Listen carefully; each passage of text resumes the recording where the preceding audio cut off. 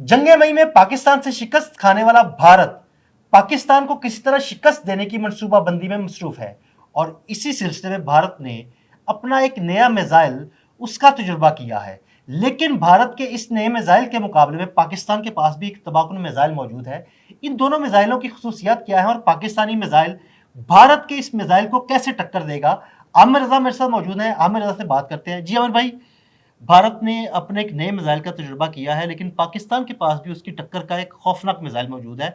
हमारे नाज़रीन को इन दोनों मिसाइलों की खसूसियात के बारे में बताइएगा। देखिए, सबसे पहले बात तो यह है कि पार्ले जी एक बड़ा मज़ेदार बिस्किट है। इसी तरह का बिस्किट जो है भारत ने हमारे लिए पार्ले के नाम से ही बनाया है। और ये मिसाइल है, बड़ा ज़बरदस्त मिसाइल है। शॉर्ट रेंज इसको बैलिस्टिक मिसाइल कहेंगे, SRBM। और ये इसकी जो रेंज है 150 से 500 किलोमीटर तक है। 500 किलोग्राम वॉरहेड, न्यूक्लियर और रवायती दोनों वॉरहेड ले जाने की सलाहियत रखता है। इसको मोबाइल लॉन्चर से लॉन्च किया जा सकता है। मोबिलिटी इसकी बहुत ज़्यादा है।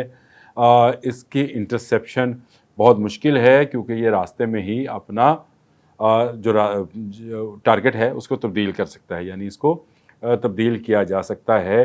5 मार्क इसकी स्पीड है, जो कि बड़ी ज़बरदस्त स्पीड है। अगर दुनिया में देखा जाए तो बहुत कम मिसाइल हैं जो मार्क 5 की स्पीड पर फ्लाई करते हैं।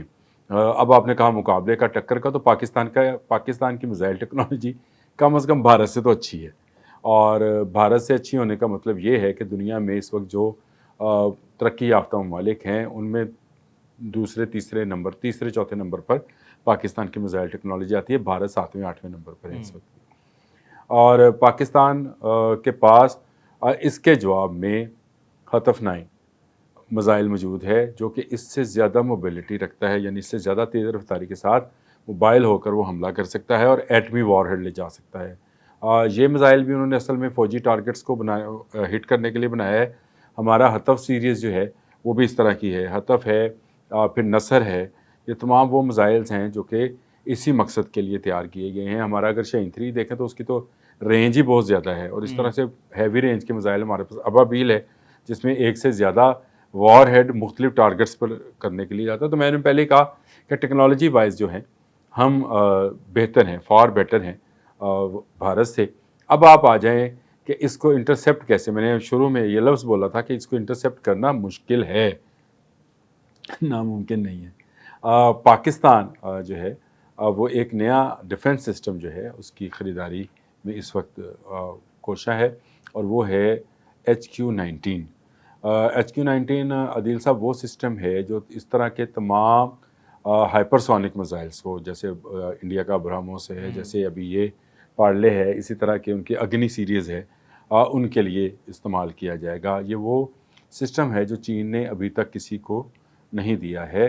इस हवाले से मैंने आपको बताऊं कि 6 जून को तमाम सोशल मीडिया में एक हंगामा बरपा था, इस हवाले से कि भारतीय जो थे उस पर हंगामा कर रहे थे और पाकिस्तानी जो थे खुशियाँ मना रहे थे। और दुनिया भर हैरान थी, सारी दुनिया हैरान थी कि किस तरह से चीन ने HQ-19 जैसा डिफेंस सिस्टम, जो अभी तक उसने दुनिया को किसी को नहीं दिया है, और ये जो अमेरिकन डिफेंस सिस्टम है थर्ड, उसके मुकाबले में उन्होंने किया है। इसकी तमाम की तमाम टेक्नोलॉजी खुफिया है। और ये इसकी अगर मैं आपको रेंज की बात करूं तो या हमारा जो कुरा अर्ज़ है, इसकी हला कहाँ से शुरू होती है, कुछ आपको अंदाज़ा होगा? मैं बता देता हूँ, 200 किलोमीटर की बाद जी हला शुरू हो जाती है। तो अगर आपको मैं ये बात करूँ कि जो हमारा कुरा है, कुरा अर्ज़, यहाँ से जब इसकी हवा खत्म होती है तो हला कहाँ से शुरू होती है? दिल साहब तकरीबन होता 200 किलोमीटर। है यही रेंज है। अरे वाह, यानी जबरदस्त। हाँ, एज ऑफ जो आपकी स्पेस है वहाँ तक ये मार कर सकता है। और ये 1000 किलोमीटर के रेडियस में काम करता है। HQ-19 चीन की वो प्रोडक्ट है जिसको मैं अभी ट्वीट्स देख रहा था, जब आपने ये जिक्र किया था इस मिसाइल का, पार्ले का, तो मैं ट्वीट्स देख रहा था 6 जून 7 जून की दुनिया भर के वेरीफाइड अकाउंट्स के साथ ये था। और एक ट्वीट तो बड़ा ही मज़े का था। एक डिफेंस जो थे किसी मुल्क के एनालिस्ट। एनालिस्ट थे, उन्होंने किया हुआ था ट्वीट कि मैं हैरान हूँ कि पाकिस्तान इसकी डील कैसे कर रहा है और चीन इसको कैसे दे रहा है।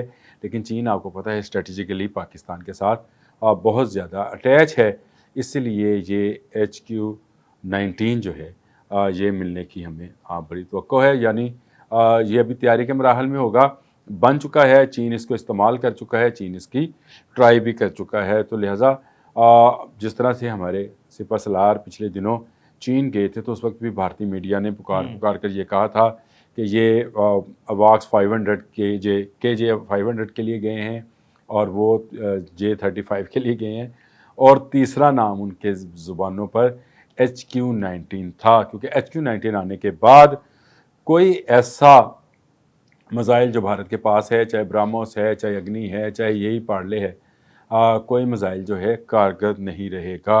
और पाकिस्तान तमाम वो मिसाइल्स जो भारत तैयार कर रहा है या तैयार मुस्तकबिल में तैयार करेगा, उसका जवाब लेकर बैठा होगा। ये बड़ी बात है कि पाकिस्तान के इस वक्त जो सिपह सलार हैं, पाकिस्तान के जिस वक्त प्राइम मिनिस्टर हैं, गवर्नमेंट ऑफ पाकिस्तान और फौज जो है एक पेज पर हैं, और वो एक पेज ये है कि पाकिस्तान का दिफा करना है हमारी, क्योंकि स्ट्रेटजी ऐसी है।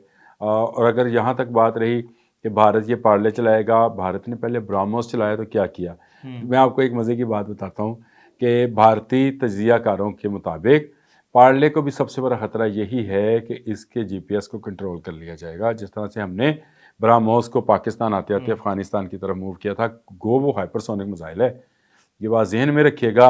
ये सारे मिसाइल्स को इंटरसेप्ट करना जो है वो दुनिया में ऐसा कोई सिस्टम नहीं है, लेकिन कोई 90% करता है, कोई 95% करता है, 100% तो अमेरिका भी क्लेम नहीं करता है। लेकिन अगर आप इनके सिस्टम को, जो इनका रडार सिस्टम है, उसको आप अगर हैक कर लें तो आप इनको भटका सकते हैं।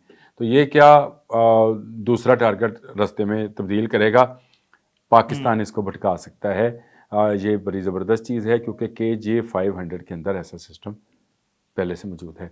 और HQ-19 जो है ये आने को है पाकिस्तान में। पाकिस्तान की डील तकरीबन फाइनलाइजेशन की तरफ जा रही है। अब मेरा ख्याल है कुछ छोटी छोटी चीज़ें होंगी जो मैं ट्वीट्स देख रहा था, जो मैं मुख्तलिफ वेबसाइट्स का मुताला कर रहा था, तो उसमें यह भी जिक्र था कि प्राइम मिनिस्टर ऑफ पाकिस्तान ने एक ट्वीट के ज़रिए भी ये बात का अनाउंस किया था कि HQ-19 जो है वो बहुत जल्द पाकिस्तान को मिल जाएगा। तो मेरा ख्याल है कि पाकिस्तान HQ-19 लेने के बाद किसी पार्ले से, किसी ब्राह्मोस से, किसी अग्नि से, किसी पृथ्वी से, कोई पृथ्वी भी उनका मज़ाइल ही है, और उससे डरने की ज़रूरत नहीं है। पाकिस्तान के पास far better technology, far better missile system मौजूद हैं। और सबसे बड़ी बात यह है कि पाकिस्तान के पास एक ऐसा सिपह सलार मौजूद है जो कि इस वक्त पूरी दुनिया में फातिहा के नाम से जाना जाता है।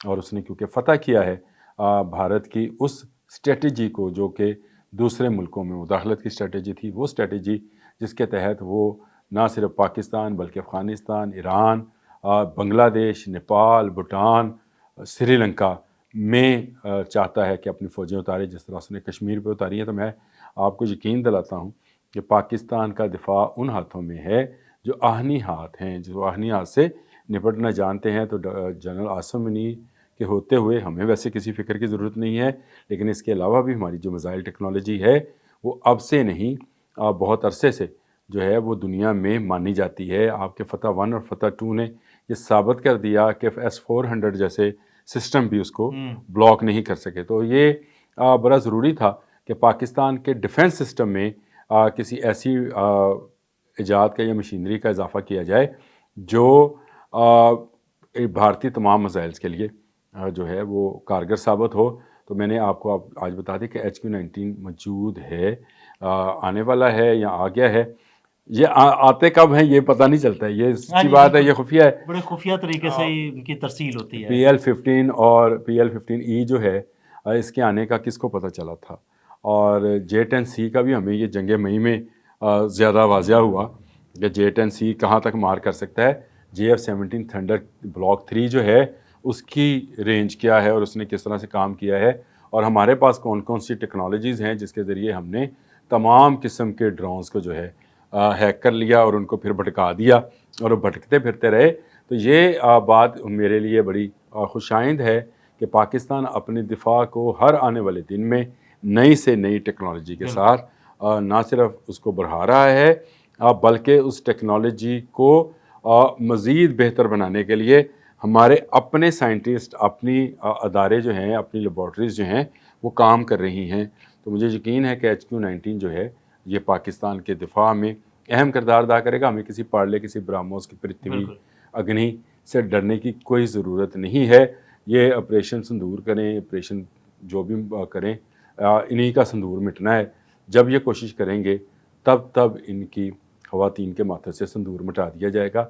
ये भारत याद रखे, और मेरा ख़्याल है कि भारत को अब ये याद हो भी गया होगा, क्योंकि दुनिया मान रही है, ख़ुद भारत के अंदर से भारत की शिकस्त की आवाज़ें जो हैं बिल्कुल। उठ रही हैं, और बताया जा रहा है, तस्वीरें दिखाई जा रही हैं कि ये देखें, ये पड़ा है वो फ्रांस का लेजेंड त्यारा जो कि कहते थे किसी जंग में गिरा नहीं है, तो गिराए पड़े हैं। अब अमेरिकन सदर जो हैं वो आपके इस बात के क्लेम को मान रहे हैं कि आपने 5 जहाज़ गिराए, हालांकि हमने 6 गिराए थे। चलें, एक आध उनसे मिस हो गया, इसलिए मिस हो जाता है क्योंकि वो जो था वो अनमैन्ड लेकिन आमिर एयरप्लेन भाई, था। वो जहाज़ आपने एक भी गिराया हो तो बहुत बड़ी बात होती है। हमने तो 5 गिरा दिए, 5 और गिराए नहीं, जो 5 तो गिरा अब तो दिए, 6 मान गए गिरा दिए। भारत। मैं कल भारत की वो वीडियो देख रहा था, आदिल साहब, उसमें जो उनके पॉलिटिशियंस थे वो बता रहे थे कि 3 राफेल हैं, एक SK-30 है, SU-30 है, Su-30 जिसको बोलते हैं, और एक MiG-29 है।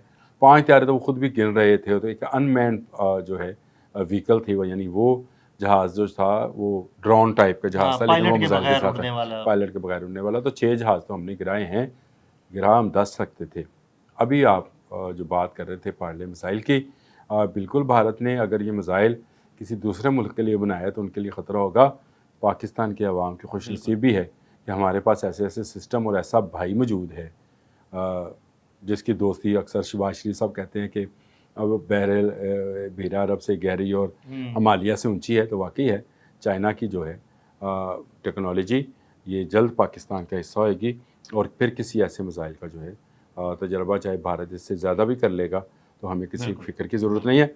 हला तक भेजने वाला सिस्टम, डिवाइस सिस्टम है, 200 किलोमीटर, याद रखिएगा। बहुत शुक्रिया आमिर भाई जी। बिल्कुल, आमिर भाई ने बड़ी तफसील के साथ भारत के मिसाइल और हमारे पास मौजूद दिफाई निज़ाम के बारे में आपको बताया। अदील अहमद और आमिर रज़ा को इजाज़त दीजिएगा। अल्लाह हाफ़िज़।